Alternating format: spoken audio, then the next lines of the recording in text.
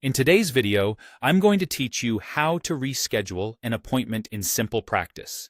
Rescheduling in SimplePractice is quick once you know where to look, and the key is working right from your calendar. Start by heading to your calendar view.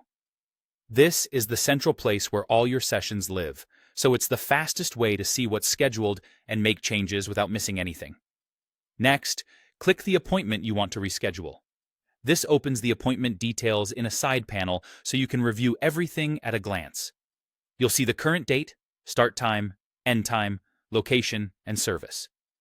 Think of this panel as your control center for edits. Now, make the changes you need. If you're moving the session to a new day, adjust the date first, then fine-tune the start and end times. Pay attention to AM and PM and your time zone to avoid slipping into the wrong slot. If the session length needs to stay the same, keep the start time consistent and let the end time update accordingly. You can also switch the location if the session is moving between office, phone, or online, and update the service type if needed. This is a good moment to double-check that the new time won't bump into anything else on your schedule. If the appointment is part of a recurring series, SimplePractice will ask whether you want the change to apply only to this one occurrence or to all future appointments in the series. Choose this occurrence only if you're just making a one-time adjustment, like moving a single session for a holiday. Choose to apply the change to all future ones if you're permanently shifting the series to a new time or day. Keep in mind that changes to all future events don't rewrite past sessions. Once your edits look right, finalize the reschedule by clicking Save.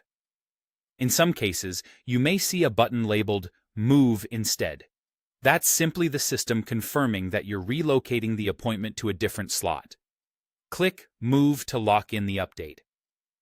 After saving, take a brief moment to glance back at the calendar and confirm the appointment shows up exactly where you expect it.